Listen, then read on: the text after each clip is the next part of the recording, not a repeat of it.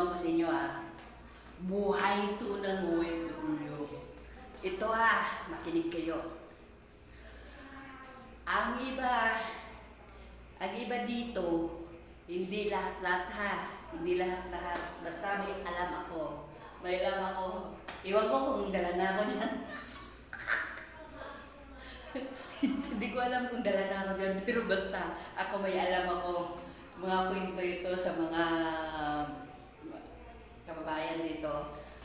Pero hindi ko naman nila lahat. Hindi ko naman ginalahat ang nangyayari Ito, si Inday, pag tumawag niya asawa sa Pinas,